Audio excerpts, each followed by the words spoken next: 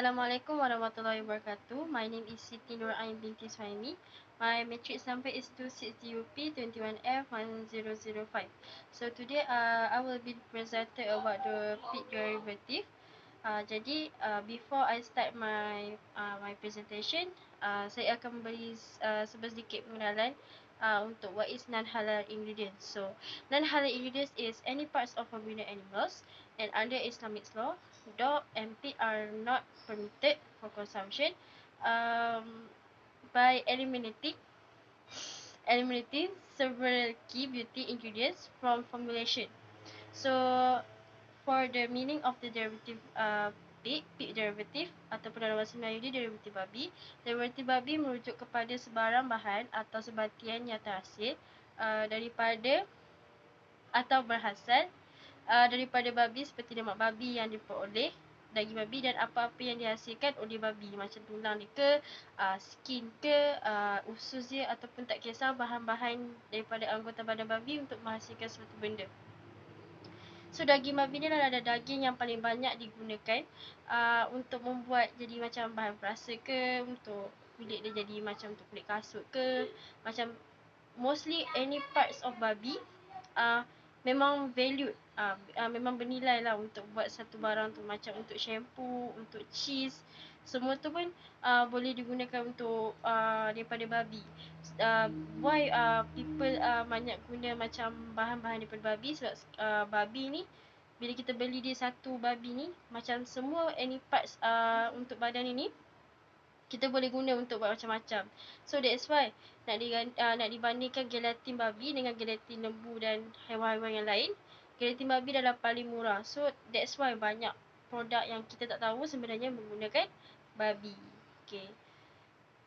Kalau kita tengok dekat slide saya ni, kat bahagian belakang ni adalah contoh-contoh bahan yang dibuat. Contohnya bahan-bahan yang kita boleh buat daripada babi. So that's why it is important untuk satu barang tu untuk dapat daripada pengesahan JAKIM dulu sebelum nak dijual. Sebab tak naklah jadi isu di mana kulit kasut dibuat daripada babi ke apa, sebab benda tu haram kan. Okay, that's all from me. Thank you. Assalamualaikum warahmatullahi wabarakatuh. My name is Nur Laili Suraya binti Muhammad Rosti. My matric number is 26DUP21F1012. Hari ini saya akan menerangkan tentang alkohol atau arak. Alkohol terhasil daripada proses pemeraman kanji, buah dan bijirin. Alkohol dikategorikan sebagai dadah kerana memberi kesan yang terhadap sistem saraf dan otak, dan boleh menyebabkan ketagihan. Contoh alkohol ialah bir, wine, brandy, whisky dan banyak lagi. Alkohol diharamkan dalam Islam kerana ia memberi banyak kesan negatif. Contohnya memabukkan, depres, anemia, sakit jantung, mengejutkan otak, kanser, melahirkan anak yang cacat, merosakkan hati. Secara keseluruhannya, arak merosakkan hampir keseluruhan sistem badan manusia dari otak hingga ke keseluruhan saraf, malah menyebabkan ketagihan dan hilang kewarasan. Antara makanan yang biasa diletakkan arak dalam masakan kerana untuk berbau harum dan enak, untuk melembutkan daging, contohnya daging lembu atau pig. Yang ketiga, menghasilkan aroma dan rasa yang enak. Assalamualaikum, nama saya Izliana binti Samsul, nombor matrik 26DUP21F1065. Hari ini saya akan terangkan tentang blood carrier di dalam makanan. Pertama sekali, darah yang mengalir sama ada yang terdapat pada ikan atau daging atau lainnya adalah najis. Maka dengan memakannya adalah haram. Oleh kerana itu, wajib membersihkan terlebih dahulu sehingga bersih sebelum memasaknya untuk dimakan. Selain itu, dimaafkan jika dimakan dan hukumnya adalah halal. Tetapi, jika bercampur dengan sesuatu yang asin seperti dijirus air, maka darah yang terdapat pada daging itu tidak lagi murni, maka hukumnya najis yang tidak dimaafkan. So, darah yang mengalir, yang mencurah-curah keluar, itu adalah haram. Maka darah yang melekat di daging, ayam, ikan itu ia tidak termasuk di dalam larangan Allah. Contohnya kalau masak ayam, goreng ayam ataupun ikan, itu seperti ada darah-darah, itu adalah tidak haram untuk kita memakannya. Tapi kalau boleh dijauhi. Selain itu, dalam Al-Quran juga berkata, sesungguhnya Allah mengharamkan atasmu memakan bangkai, darah, daging babi dan apa yang disembelih dengan menyebut nama selain Allah. Tetapi barang siapa yang terpaksa makannya dengan tidak mengenaya dan tidak pula melampaui batas, maka sesungguhnya Allah Maha Pengampun lagi Maha Penyayang. So, contoh makanan daripada sumber darah ialah blok tofu, makanan daripada China. Untuk non-Muslim boleh, tapi untuk kita sebagai Muslim adalah haram. Tetapi organ dalaman seperti pedal, hati, ayam itu boleh Assalamualaikum, kita nama dimakan saya dan Muhammad tidak Izul haram. Fitri bin Sahir, Sekian, Matric saya terima 26 di kasih. UP 21F10111. Okay, hari ini saya nak cerita tentang anggota badan dalam manusia yang telah dipromot dalam market.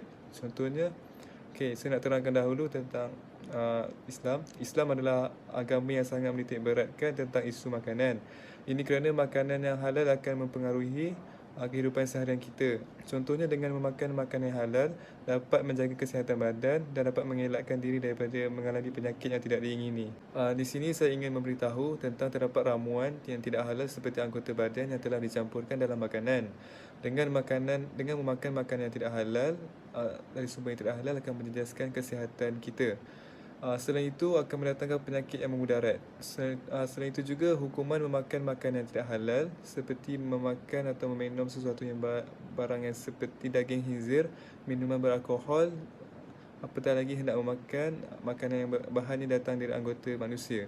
Contohnya dalam daging kat pasaran tu menjual daging yang diperbuat daripada daging manusia, mata ke, tangan ke, lidah ke, anggota-anggota badan yang telah diproses untuk dijadikan bahan sajian untuk pelanggan. Contohnya sosis itu diletakkan daging manusia atau serbuk tulang manusia bagi bertujuan menambahkan kesedapan dalam ramuan itu. Contoh yang boleh saya bagi ialah tersebarnya berita yang diviralkan di media sosial, khususnya Facebook berkaitan pengertian makanan daging cincang, corned beef dari China yang didakwa mengandungi daging manusia. Dari sini kita boleh lihat terdapat kerajaan ataupun perbadanan yang tidak bertanggungjawab untuk menghalang ejen-ejen atau pasaran yang telah menjual daging manusia.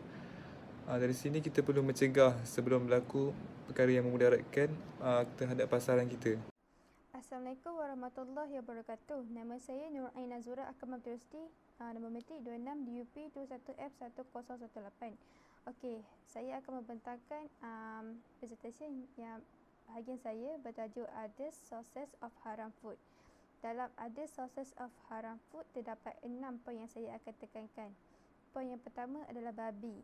Babi adalah binatang yang Allah memang haramkan untuk semua umat Islam di muka bumi ini untuk memakannya dan menggunakan seluruh badannya dalam masakan. Memang diharamkan.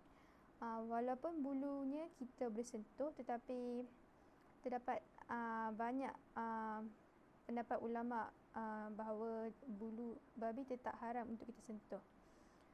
Babi dan anjing adalah dua binatang yang memang Allah tekankan di dalam Al-Quran adalah haram untuk umat Islam memakannya. Okey, poin yang kedua adalah haiwan bertaring dan mencengkam. Sebagai contoh harimau, singa, serigala dan sebagainya. Sebenarnya serigala adalah halal, tetapi disebabkan dia adalah bertaring dan mencengkam, Allah jatuhkan hukum haram kepadanya untuk kita makan kerana berisiko untuk kita menangkap dan menyembelih dia. Okey, seterusnya adalah binatang sembelih bukan atas nama Allah. Binatang sembelih bukan atas nama Allah sememangnya haram kerana tidak kita mengungkapkan kalimah Allah ketika menyembelihnya, dan sememangnya haram walaupun kita menyembelih dengan betul, tetapi dia akan menjadi bangkai kerana kita tidak menyebut nama Allah ketika menyembelihnya. Okey, seterusnya adalah binatang yang berbisa. Binatang yang berbisa adalah haram kerana berisiko untuk kita mendapat penyakit berjangkit. seperti ikan buntal. Ikan buntal adalah beracun dan boleh membawa penyakit yang boleh membawa maut kepada kita kalau kita memakannya. Kalajengking juga adalah haram kerana dia adalah di dalam badannya terdapat banyak bisa yang boleh membawa maut. Okey, akhir sekali adalah makanan hasil curi dan duit haram. Makan hasil curi dan duit haram memang halal. Memang haram kerana kita tidak mendapatkannya dengan hasil halal kerana makanan curi itu adalah kepunyaan orang lain dan kita memakannya tanpa mendapat keizinan orang tersebut, dan dia jatuh haram ketika kita memakannya dengan tanpa dengan bukti yang kukuh, kerana seperti kita mencuri duit haram itu mungkin kerana kita terdesak untuk memberi anak kita makan, tetapi ini kita sengaja mencurinya kerana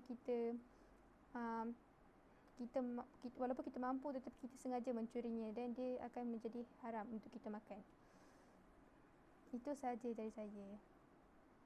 Okey, akhir sekali adalah kesimpulan. Kesimpulannya, setiap halam dan haram yang ditentukan dalam Islam ada hikmahnya yang cuba disampaikan oleh Allah Subhanahu Wa Taala. Contohnya, memakan makanan yang dilarang dalam Islam seperti arak banyak mendatangkan kesan negatif kepada kita. Sebab itulah banyak pantang larang makanan dalam Islam. Bukan disengajakan untuk melarang umat Islam daripada memakan makanan sebegitu. Sebaliknya, untuk melindungi tubuh mereka daripada serangan pelbagai penyakit. Setiap orang Islam telah dijanjikan oleh Allah bahawa di akhirat mereka boleh memakan apa sahaja yang mereka kehendaki kerana di dalam syurga tiada lagi larangan untuk mereka melalukan sesuatu. Begitulah kata-kata yang terdapat di dalam Al-Quran. Sesungguhnya Islam itu indah. Okey, sekian itu sahaja daripada kumpulan kami. Terima kasih.